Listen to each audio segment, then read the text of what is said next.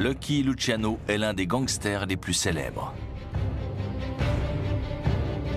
Il était à la fois intelligent, impitoyable et visionnaire.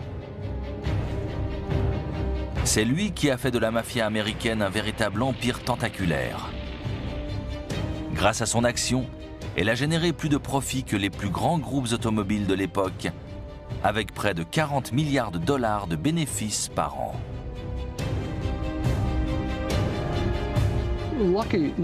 Lucky Luciano a mis à profit sa perspicacité et son intelligence pour devenir le gangster le plus puissant et le plus riche. Voici l'histoire de l'homme qui réorganisa le crime organisé. Il a suffi d'un homme pour modifier totalement la pègre américaine. Il ne fait aucun doute que Lucky Luciano a inventé la mafia moderne. Face à lui, la police s'est longtemps montrée totalement impuissante.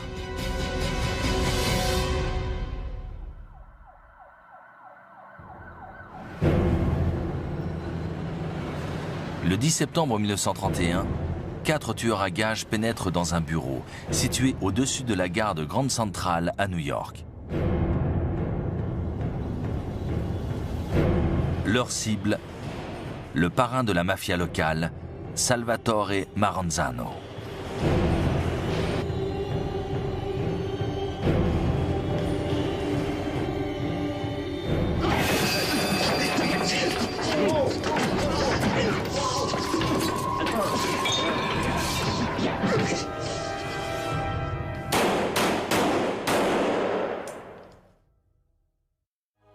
Cette exécution est l'un des éléments clés de l'ascension de l'un des plus redoutables gangsters américains, Charles Luciano, alias Lucky. Une fois par génération, on voit apparaître un véritable génie du crime.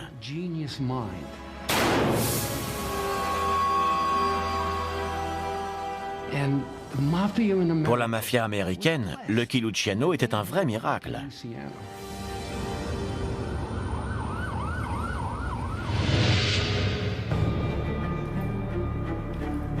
Il a commencé sa carrière comme tueur à gages pour Giuseppe Masseria, l'un des patrons de la pègre new-yorkaise des années 20. À cette époque, celui que l'on surnommait Joe le Boss était à la tête du gang italien le plus puissant de la ville. Mais en 1925, un concurrent a fait son apparition, Salvatore Maranzano, venant tout droit de Castellammare del Golfo, l'un des hauts lieux de la mafia sicilienne. Son objectif, conquérir l'empire de Joe le Boss. L'affrontement tourne rapidement à la vague d'assassinats. Les rues de New York sont baignées de sang. C'est la guerre des Castellammares. Un homme pourtant sait qu'il peut tirer profit de cette situation. Lucky Luciano a toujours été opposé au bain de sang. Il estime que les fusillades et les cadavres ne sont pas bons pour les affaires et attirent l'attention des policiers.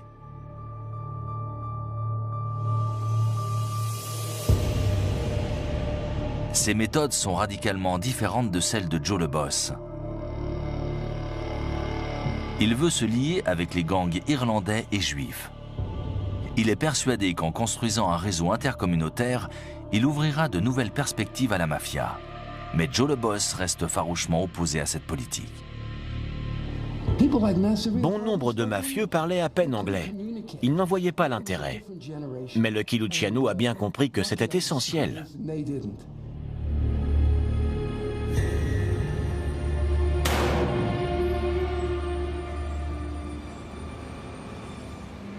Après 1 an et demi de lutte sanglante, la situation est dans l'impasse. Salvatore Maranzano dit à Lucky Luciano que si son concurrent était éliminé, ses hommes abandonneraient toute représaille. Luciano saisit l'opportunité et fait une offre au capot. S'il lui offre la tête de Joe le Boss, il veut devenir l'égal de Salvatore Maranzano à la tête de la pègre new-yorkaise. Ce dernier accepte.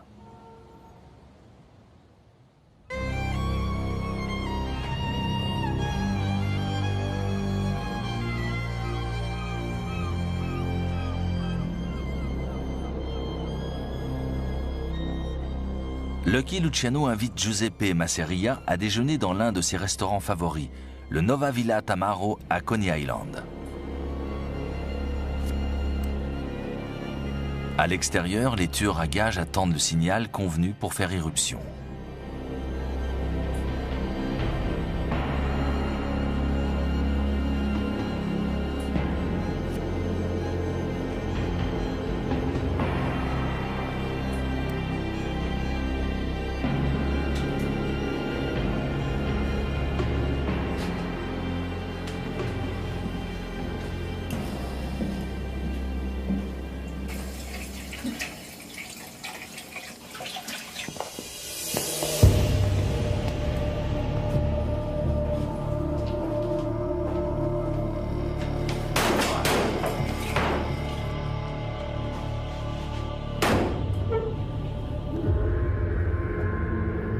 Avec la mort de Joe le Boss, Lucky Luciano signe la fin de la guerre des Castellamares.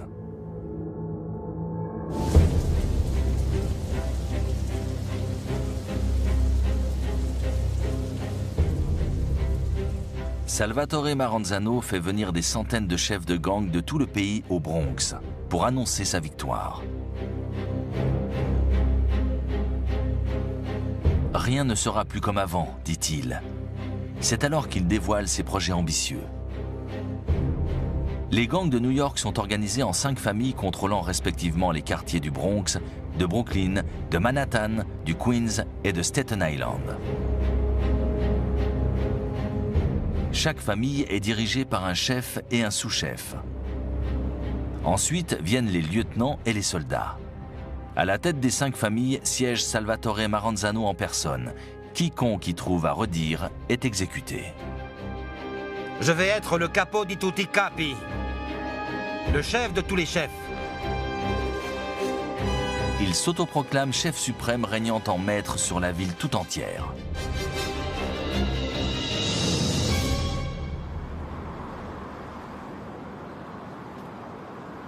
Lucky Luciano n'apprécie pas ce revirement de situation. Il est bien déterminé à mener une contre-offensive retentissante.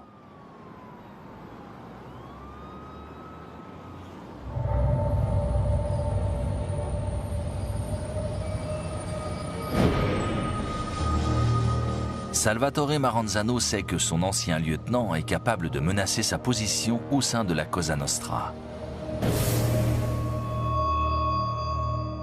Il fait appel à un tueur à gages, Vincent Cole, alias Mad Dog, pour le faire exécuter.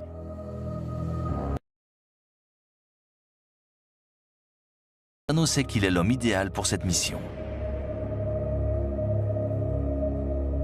Mais Lucky Luciano a vent de ce projet d'assassinat. Il sait que Maranzano devrait le convoquer à une réunion dans son bureau et que Mad Dog l'y attendrait.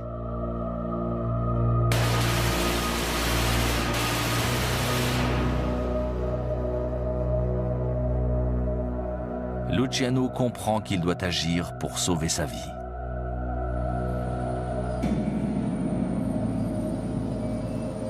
La seule solution, tuer Salvatore Maranzano. Mais comment faire? Il est en permanence entouré de gardes du corps et se déplace en voiture blindée. Il sait que le capot reçoit régulièrement la visite d'experts comptables. Il tient peut-être là sa seule porte d'entrée.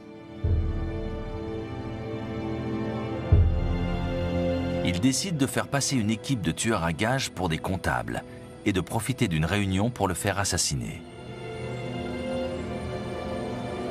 Il va jusqu'à confier la mission à des Juifs, sachant que Maranzano les détestait.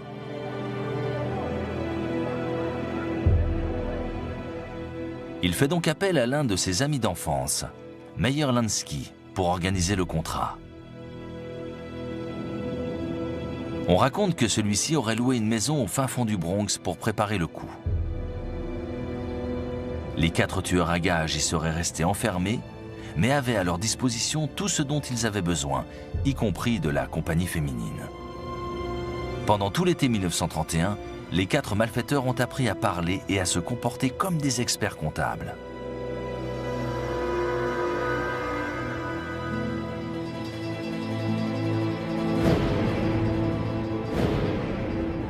En septembre, le grand moment arrive. Salvatore Maranzano demande à Lucky Luciano de venir le rejoindre très rapidement.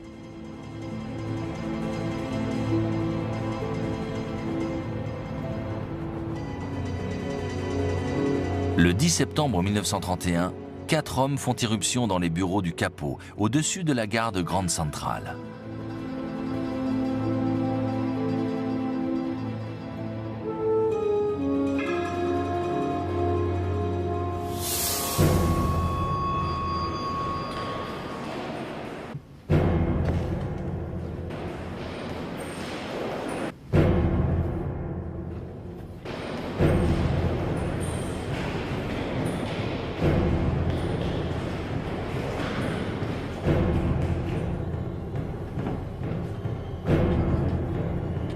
Tous les 4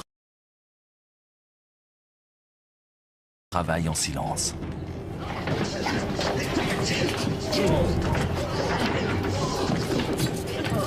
Mais leur cible ne se laisse pas abattre si facilement. Malgré de nombreuses blessures et une gorge tranchée, ils continuent à se débattre. Les assassins sont contraints à recourir à une méthode plus bruyante.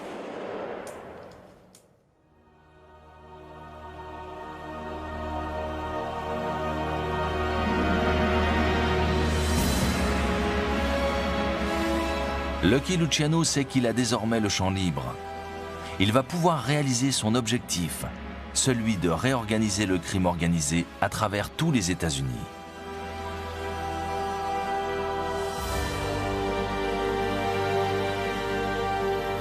L'une des premières personnes à qui il rend visite est un ami d'enfance rencontré dans la rue.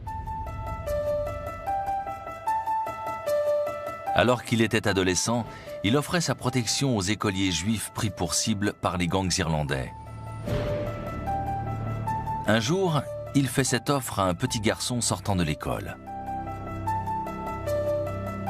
Si tu veux rester en vie, le juif, paie-moi 5 cents par jour et je te protégerai.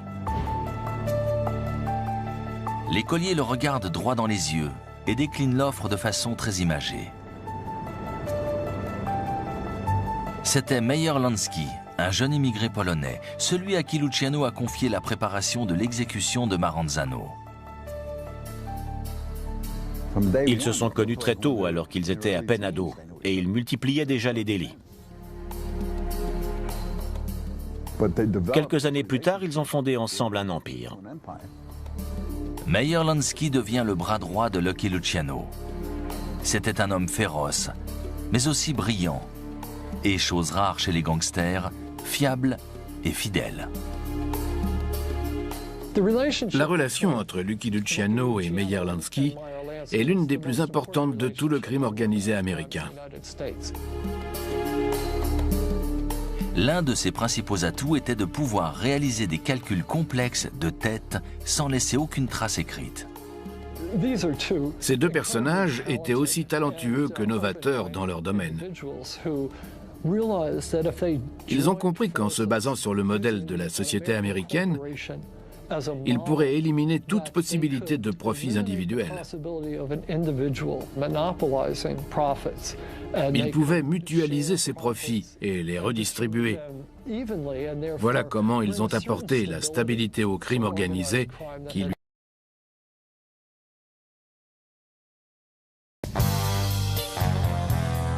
Lucky Luciano pouvait également compter sur un autre membre de la Yiddish Connection, Arnold Rothstein. À la fois homme d'affaires avisé et redoutable criminel, il était surnommé entre autres The Brain, le cerveau. Arnold Rothstein était d'une très grande intelligence. Lucky Luciano a tout de suite vu son potentiel. Il était capable de mettre sur pied des escroqueries très audacieuses. C'est lui qui a réussi à truquer le championnat du monde de baseball de 1919. Il a corrompu un certain nombre de joueurs pour arranger les matchs du championnat et il ne lui restait plus qu'à parier sur les résultats qu'il connaissait déjà. Arnold Rothstein a montré à Lucky Luciano comment faire beaucoup d'argent et comment viser plus haut que le simple racket des commerçants. Mais Luciano ignore encore que son organisation va très vite prendre de l'ampleur. En 1919, le gouvernement américain prend une décision insensée. L'alcool, soupçonné de nuire à la moralité de la nation, est interdit. C'est la prohibition. Mais les Américains sont prêts à tout pour boire. C'est une manne pour le crime organisé, surtout dans les grandes villes comme New York. La prohibition a été une vraie mine d'or. Elle a permis à certains mafieux, comme Lucky Luciano, de devenir de véritables hommes d'affaires. Ils se sont retrouvés à la tête d'organisations fabriquant et distribuant de l'alcool à grande échelle. C'était comme gérer une entreprise légale. Il ne s'agissait pas simplement de revendre une bouteille à la sauvette. En étant suffisamment organisé, le volume des transactions pourrait rapporter des millions. Beaucoup de gangsters sont alors passés du statut de petite frappe à celui de mafieux redoutés. Tout ça en un claquement de doigts. Luciano, Wronski et Rothstein apprennent très vite et commencent à amasser beaucoup d'argent.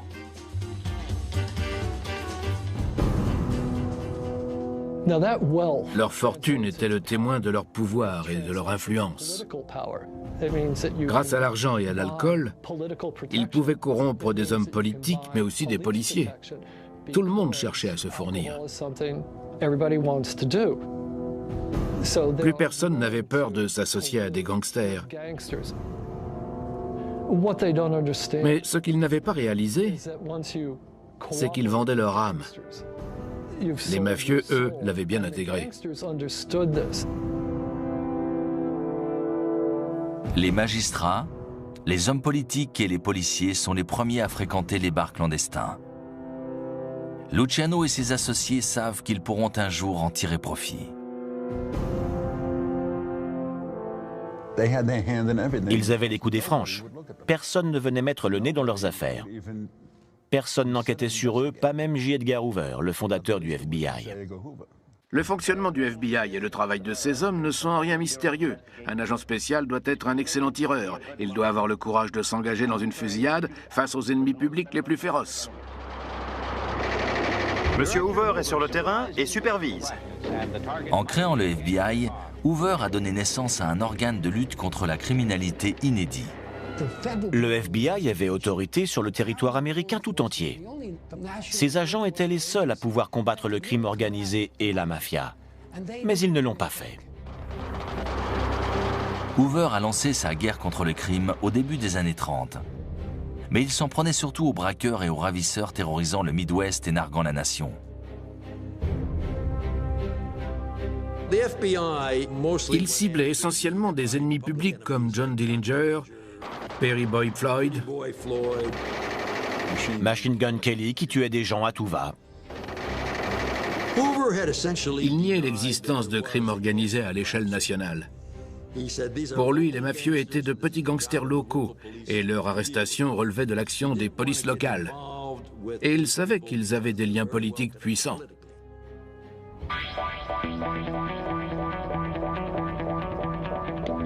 Sachant que personne ne lui mettrait de bâton dans les roues, Lucky Luciano a de plus en plus développé l'emprise de la mafia. Il avait acquis la certitude que la prohibition allait être levée dès la fin des années 20.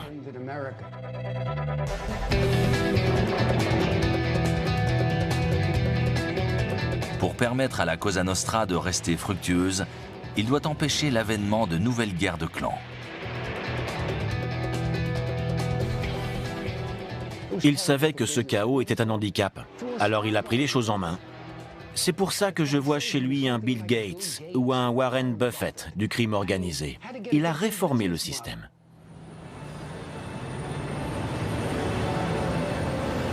À la fin de l'année 1931, il convoque les parrains des 20 mafias les plus puissantes d'Amérique du Nord, parmi lesquelles Al Capone, dans une réunion se tenant à Chicago.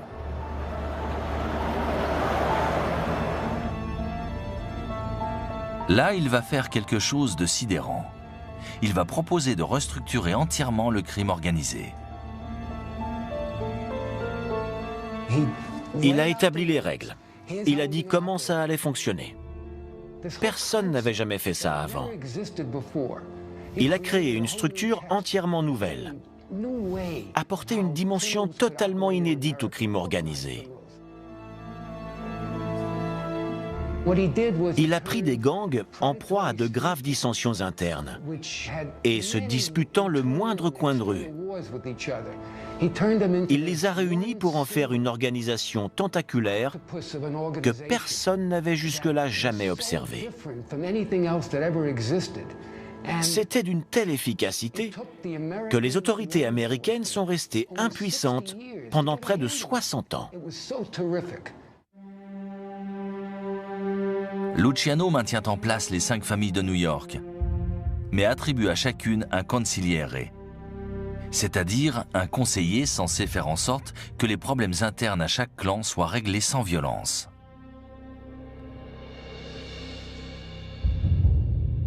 Puis Luciano dévoile son idée la plus frappante, encore jamais vue au sein de la mafia américaine et même sicilienne.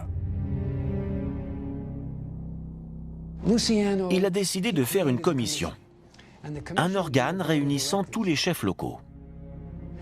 S'il y avait une décision à prendre concernant la mafia, elle devait être prise lors d'une réunion de la commission. En cas de désaccord sur un territoire ou sur l'exploitation d'un trafic, la commission s'en chargeait. Son objectif, éviter les guerres de gangs. C'est exactement le même principe que celui adopté par un certain nombre de pays à la sortie de la Seconde Guerre mondiale, avec la création de l'Organisation des Nations Unies. On aurait très bien pu prendre la charte de l'ONU et changer le sigle par Organisation des Mafias Unies ou Organisation internationale de la Cosa Nostra. La teneur de ces deux entités se ressemblait énormément.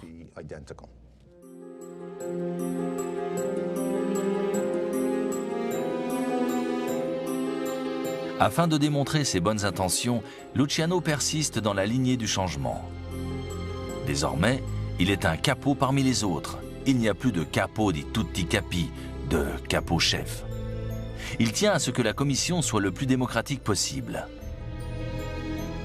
Elle réunit les chefs de 7 familles. 5 issus des principaux secteurs de New York, une de Chicago et une de Buffalo. Chacun dispose d'une voix.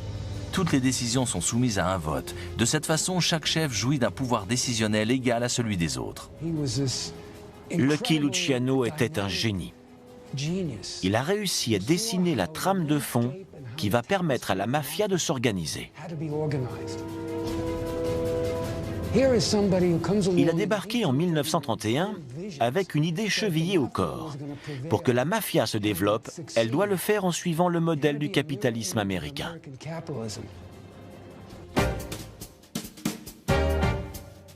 Il a fallu poser pierre par pierre la structure de l'édifice. Il aura fallu pour cela près de 50 ans. Cette période, c'est l'âge d'or de la pègre américaine.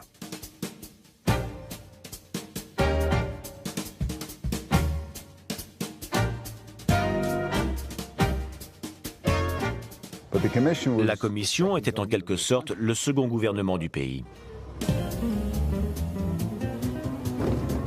Elle contrôlait la quasi-totalité des sites industriels.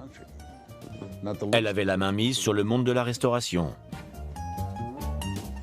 et sur l'industrie du jeu, comme le démontre Las Vegas. La mafia gère tout. Les usines, les abattoirs, les marchés aux poissons, les quais, les syndicats, les sociétés de crédit, la drogue et la prostitution. Luciano voulait rendre la prostitution aussi fructueuse que les plus grandes chaînes de supermarchés. Il était tout puissant. Les bénéfices s'élèvent à des milliards de dollars.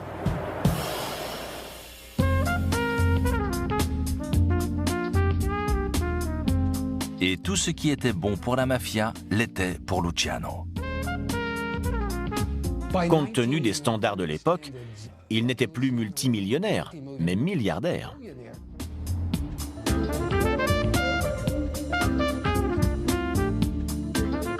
Il loue une suite à l'année dans l'un des plus grands palaces au monde, à New York. Il s'enregistre sous le nom d'emprunt de Charles Ross, afin de se protéger d'éventuels rivaux. Il amassait des millions de dollars supplémentaires chaque semaine. Il s'est mis à s'habiller chez les plus grands couturiers, il avait toujours une femme au bras, et il avait son avion privé pour sillonner le pays. Lucky Luciano est célibataire et ne s'en cache pas. Il faisait la fête tous les soirs, dansait jusqu'au petit matin et repartait souvent au bras de danseuses ou de chanteuses. Il avait cette image à la fois élégante et débonnaire. N'importe où à New York, il se sentait chez lui. C'était un peu comme si la ville lui appartenait. On le voyait très souvent aux côtés d'hommes politiques ou de stars comme Frank Sinatra ou George Raft, un acteur incarnant souvent des rôles de mafieux.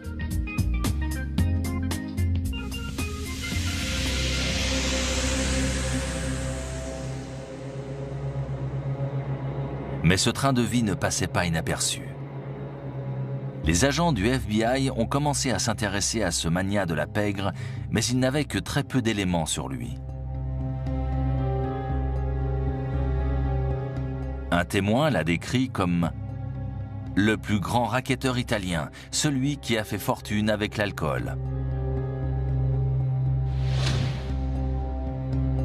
Un autre déclare « Charles Luciano est le roi de la face cachée de New York ». Le mafieux faisait alors l'objet d'une enquête pour trafic de drogue entre l'Europe et les États-Unis.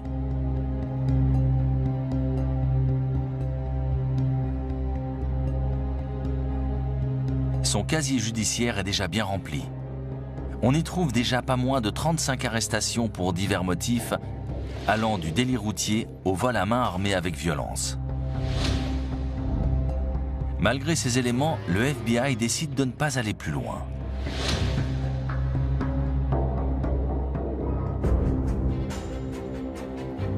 Un homme pourtant est décidé à faire tomber Luciano. Son nom, Thomas E. Dewey. Nous avons commencé à débarrasser les rues de New York de ces gangsters.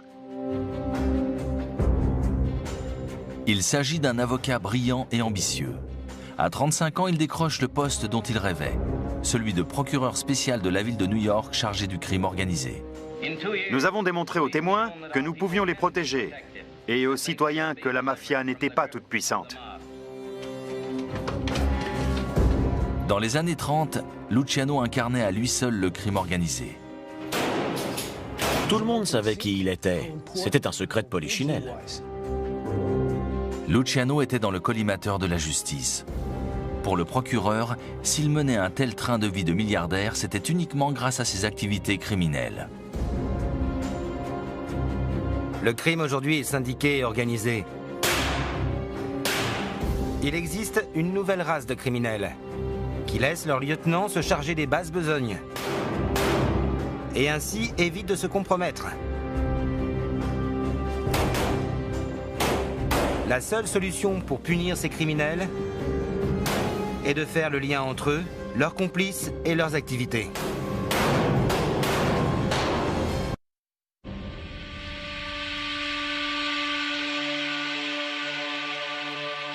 Mais Thomas Dewey a toutes les peines du monde à rassembler des éléments.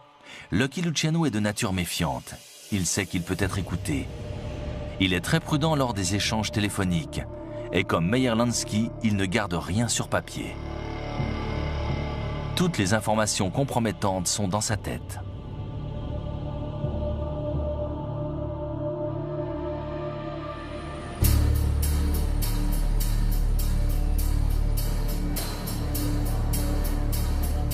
Jusqu'au jour où, contre toute attente, le procureur peut enfin lier Lucky Luciano à une enquête en cours.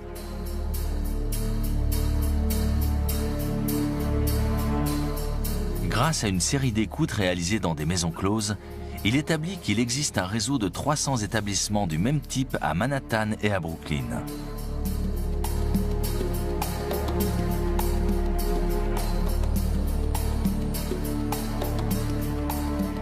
Les enquêteurs découvrent que l'homme chargé de superviser ce réseau est David Bettillo, un proche de Lucky Luciano.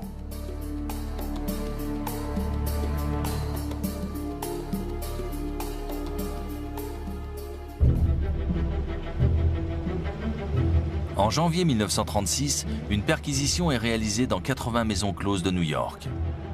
Plus d'une centaine de prostituées et de tenancières sont arrêtées. Ces femmes se sont retrouvées littéralement entre le marteau et l'enclume. Elles étaient coincées. Les policiers font pression sur les prostituées pour leur arracher des informations. La plupart de ces filles étaient accros à l'héroïne. Les enquêteurs savaient qu'en les laissant mariner 3 ou 4 jours en cellule, elles finiraient par être en manque et accepteraient de témoigner contre la mafia, quoi qu'il en coûte. Les enquêteurs ont réussi à arracher des témoignages à 3 ou 4 prostituées. Elles ont déclaré avoir vu Lucky Luciano à des réunions discuter du pourcentage sur les recettes que l'établissement devait reverser à la mafia.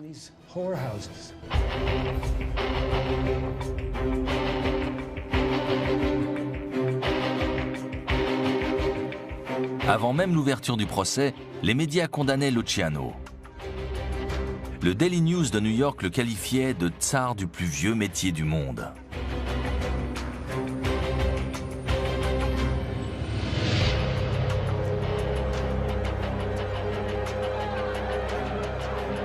Le procès commence le 12 mai 1935.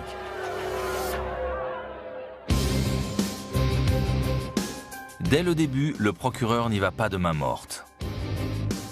Luciano va nous démontrer qu'il n'a ni placé ses prostituées dans ses établissements, ni touché d'argent.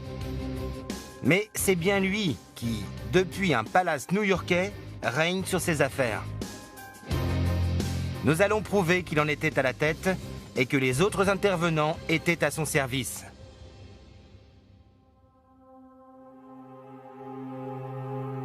Il fait comparaître 68 témoins, essentiellement des proxénètes et des prostituées à qui il promet des remises de peine, l'immunité ou la liberté conditionnelle. Sa stratégie ? Décrire les prostituées comme des victimes de la Grande Dépression, exploitées et terrorisées par Lucky Luciano et son réseau criminel.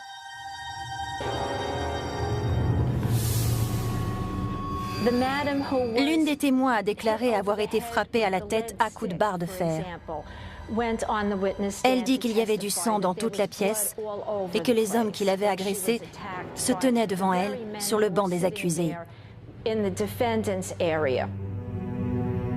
L'un des témoins clés est une mère maquerelle notoire, Cokie Flo. Cokie Flo a donné le même type de témoignage que toutes les autres femmes citées à comparaître. Il était basé sur des oui-dire. Elle aurait entendu dire que Luciano allait organiser les maisons closes comme des supermarchés.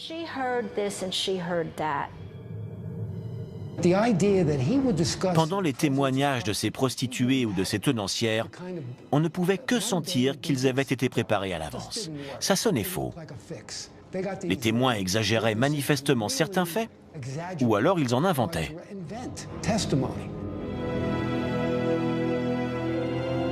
À ce stade du procès, il n'existe pas vraiment d'éléments à charge.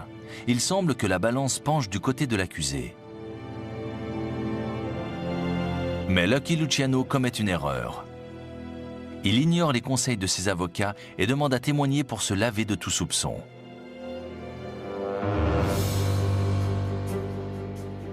Face à Lucky Luciano qui témoignait sous serment devant la cour, Thomas Dewey s'est montré particulièrement brillant. Il a réussi à le faire se montrer sous son côté obscur. Il a montré que sous le vernis se cachait un individu faisant froid dans le dos. Pendant 4 heures, Le procureur l'assomme de questions à propos de son train de vie, de ses antécédents judiciaires, de ses impôts, de ses relations, et démonte une à une ses réponses mensongères. L'interrogatoire du procureur a été terrible.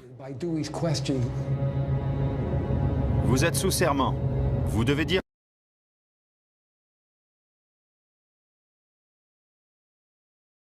cette question. Mais là, c'est le cas. La charge du procureur fait vaciller Lucky Luciano, qui commence à douter. Thomas Dewey a démontré qu'il était loin d'être un honnête homme d'affaires. Vous n'avez jamais payé le moindre centime d'impôt, n'est-ce pas? C'est vrai. C'est sans doute parce que l'État ne considère pas les revenus issus du grand banditisme comme assujettis à l'impôt. Je ne sais pas. Le procureur va même donner une information très embarrassante pour l'accusé. Quand il était plus jeune, il avait joué le rôle d'informateur pour la brigade des stupéfiants. Sa réputation commençait à sérieusement s'obscurcir. Lui qui était si sûr de lui, il se retrouve alors en très mauvaise posture.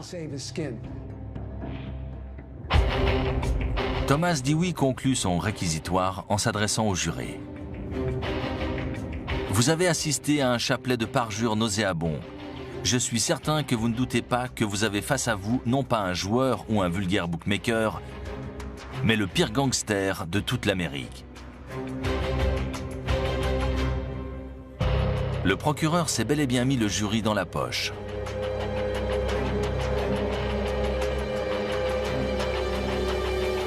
Lucky Luciano est reconnu coupable de 62 condamnations pour proxénétisme. Le juge McCook annonce la sentence. Dans la mesure où je ne trouve aucune circonstance atténuante pour votre conduite, ni aucune voie de réinsertion, je vous soumets à la peine adéquate, qui s'étendra de 30 à 50 ans de prison ferme. La peine aurait pu être plus lourde, mais elle suffisait à Thomas Dewey pour avoir le sentiment du devoir accompli, celui de débarrasser les rues de New York des têtes pensantes du crime organisé.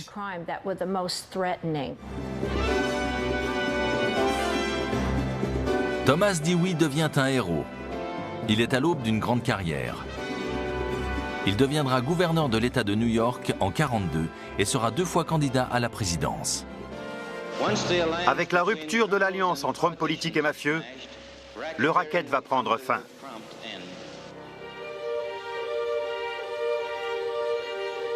Dans ses mémoires, Lucky Luciano écrit « Je suis foudrage contre Dewey plus que n'importe qui d'autre. Ce petit merdeux à moustache m'a attaqué sur tous les fronts, sauf sur ceux qui m'étaient reprochés. Il savait que je n'avais rien à voir avec la prostitution, ni avec aucun des chefs d'accusation. Mais c'est un bandit qui agit de façon légale. Il s'est glissé sournoisement dans mon dos et m'a poignardé. »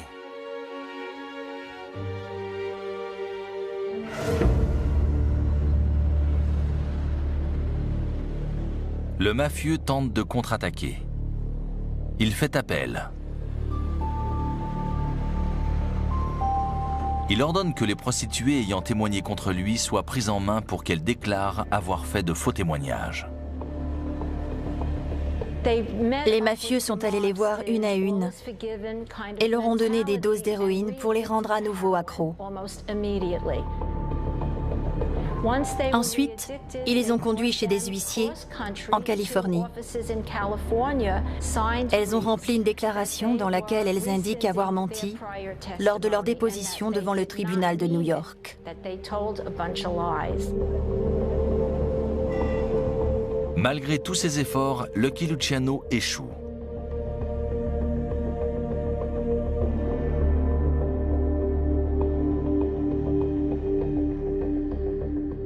Il est envoyé dans une prison de haute sécurité, le pénitencier de Clinton à Dannemora, près de la frontière canadienne.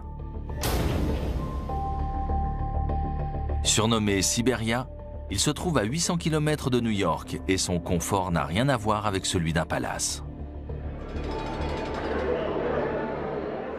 Passer d'une suite de luxe à une cellule, quel choc! Quand ils m'ont dit que j'allais à Dannemora, j'ai cru que je ne tiendrais pas le coup. Je suis passé du Waldorf à une poubelle. Le pire, c'est que nous n'avions aucun contact là-bas. Ça voulait dire que ça allait être très dur. Dès que j'ai appris que j'allais dans ce pénitencier, j'ai dit que j'étais prêt à verser une caution d'1 million de dollars. Mais il me tenait et il n'allait pas me lâcher. Pour autant, Lucky Luciano était loin d'être fini. Il va pouvoir démontrer sa clairvoyance lorsqu'il a établi la commission.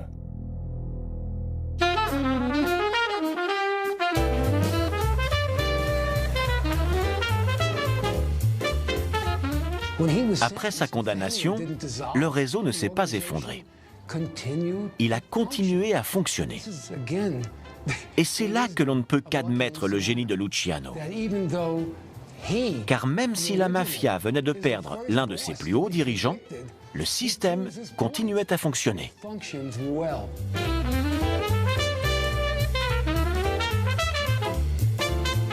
Luciano garde sa position de capot, mais c'est Frank Costello, une autre figure légendaire de la pègre new-yorkaise, qui prend les rênes de son empire. Il continue à engranger des millions de dollars et à accroître la fortune de son organisation pendant que Luciano prépare son prochain coup.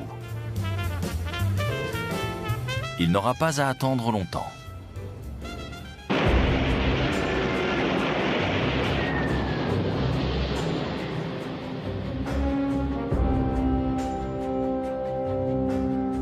Lorsque les États-Unis entrent dans la Seconde Guerre mondiale en 1942, il sait qu'il a une carte à jouer.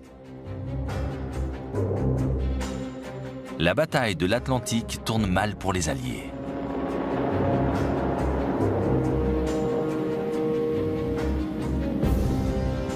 Et le gouvernement américain comprend que les ports de la côte Est sont menacés. La côte Est devenait hautement stratégique. Un paquebot français, le Normandie, a pris feu et a coulé au port de New York. Le feu a ravagé le paquebot. Tandis que les pompiers se battaient pour sauver les membres d'équipage, le bateau a coulé. Apparemment, c'était un incendie accidentel. Mais l'US Navy et plusieurs officiels fédéraux se sont demandé si ce n'était pas un sabotage.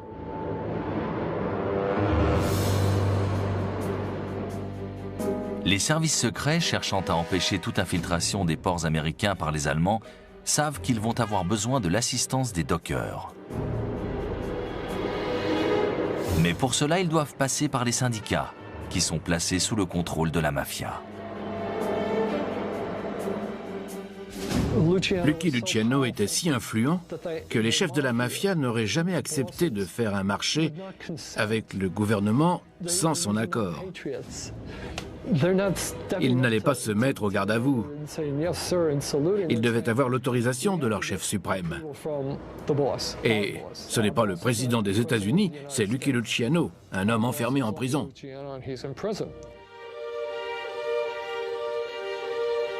Afin de convaincre Luciano de coopérer, le gouvernement lui propose de le transférer.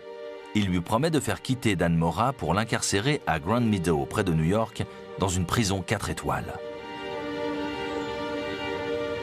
Le mafieux accepte d'entamer les négociations. Tout à coup, voilà que Luciano se met à agir en patriote. Pourtant, il est italien. Il n'a jamais été naturalisé, il n'est pas américain. Mais il a envoyé des messages à Lansky et à plusieurs autres pour ordonner la paix sur les quais. Il demande de s'assurer qu'il n'y aura ni sabotage, ni grève. Il veut que tout se déroule parfaitement. Le chef a parlé. Si Lucky Luciano, un homme emprisonné, isolé loin de son territoire, veut faire la preuve de son influence, je crois que celle-ci est irréfutable. Lucky Luciano va jusqu'à demander une grâce. Il a aidé le gouvernement américain et attend un peu plus en retour. Devinez qui était le gouverneur de New York à l'époque. Thomas Dewey en personne. Ironie de l'histoire, c'est le procureur qui a fait tomber Luciano et l'a jeté en prison qui lui accorde cette grâce en 1946. À la seule condition qu'il quitte le territoire américain, dont il sera banni à jamais et retourne en Italie.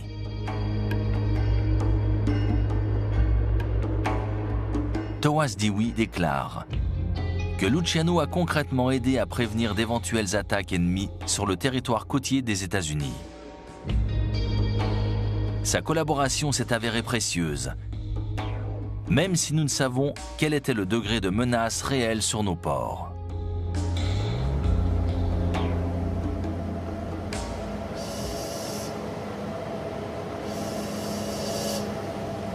Le mafieux n'aura purgé que 10 ans de prison quand il quitte les États-Unis le 10 février 1946 en direction de la Sicile.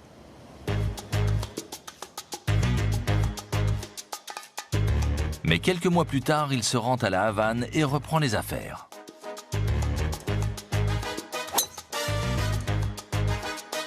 Plusieurs pontes de la mafia, parmi lesquels Meyer Lansky et Frank Costello, s'y retrouvent pendant près d'une semaine pour discuter du trafic d'héroïne. Il était impliqué dans de nombreuses affaires de stupéfiants. À l'époque, l'Italie était une plaque tournante pour le trafic de drogue d'importance mondiale. Et l'héroïne représentait une véritable manne pour la mafia.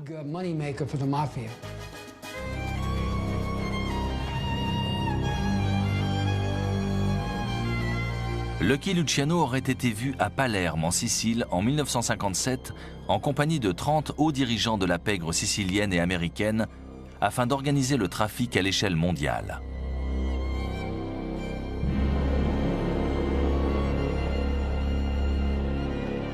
Cinq ans plus tard, en 1962, il est recherché dans le cadre d'une enquête sur un trafic d'héroïne à destination des États-Unis portant sur plus de 150 millions de dollars.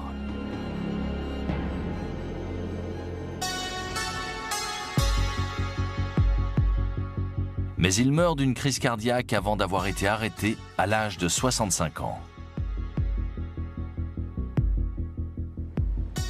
C'est un individu qui force le respect. Luciano incarnait le pouvoir. C'était lui le boss. Il n'avait recours à la violence qu'en cas de nécessité. Son système a très bien fonctionné. C'était un génie.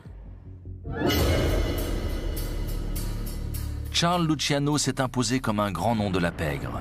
Il a fait d'un gang se bornant à de petits trafics sans envergure un empire établi et parfaitement organisé. Grâce à lui, la mafia a engrangé plus de bénéfices que la General Motors. À la fin de son règne, elle engrangeait près de 40 milliards de dollars par an. Et s'il a eu de temps en temps maille à partir avec les polices locales, le FBI ne s'est jamais penché sur ses agissements. Mais son génie, Lucky Luciano a choisi de s'en servir à des fins criminelles. N'oublions pas qu'il a commandité des assassinats, plongé des êtres humains dans la dépendance et la prostitution. On n'est pas gêné du crime sans avoir de sang sur les mains.